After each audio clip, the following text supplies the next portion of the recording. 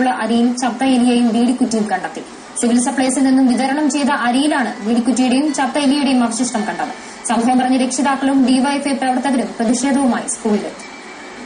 Kozhikode medical college campus higher secondary സ്കൂളിലാണ് ഉച്ചക്കഞ്ഞിക്കുള്ള അരിയിൽ ചത്ത എലിയെയും വീടിക്കുറ്റികളും കണ്ടെത്തിയത്. ഉച്ചക്കഞ്ഞി തയ്യാറാക്കുന്നതിനായി ചാക്ക് തുറന്നപ്പോഴാണ് ജീവനക്കാരുടെ ശ്രദ്ധയിൽ ഇക്കാര്യപ്പെട്ടത്. നിരവധി കല്ലുകളും അരിയിലുണ്ടായിരുന്നു. തുടർന്ന് സ്കൂൾ അധികൃതരെ വിവരമറിയിക്കുകയായിരുന്നു. ഇന്ന് രാവിലെ ഉച്ചഭക്ഷണത്തിനുള്ള അരി എടുക്കുന്നത് ഈ ചാക്ക് പൊട്ടിച്ചപ്പോൾ അതിന്റെ അടുത്ത് ഒരു ചത്ത എലി, അതായത് സ്റ്റഫ് ചെയ്തതുപോലെ അതിന്റെ അടുത്ത് കിടക്കുന്ന അവർ കണ്ടു. പൂവാട്ടുപറമ്പ് സിവിൽ സപ്ലൈസിൽ നിന്നാണ് അരി വാങ്ങിയത്. വിവരമറിഞ്ഞ് ഡിവൈഎഫ്ഐ പ്രവർത്തകരും രക്ഷിതാക്കളും പ്രതിഷേധവുമായി സ്കൂളിലെത്തി. പെരുവയൽ പഞ്ചായത്തിലെ പൂവാട്ടുപറമ്പിലെ മാവേലി സ്റ്റോർ ഗോഡൌണിൽ നിന്നാണ് ഈ അരി ഇവിടെ കൊണ്ടുവരുന്നത്. എല്ലാ സ്കൂളുകളിലേക്കും ഇവിടെ നിന്ന് സപ്ലൈ ചെയ്യുന്നു.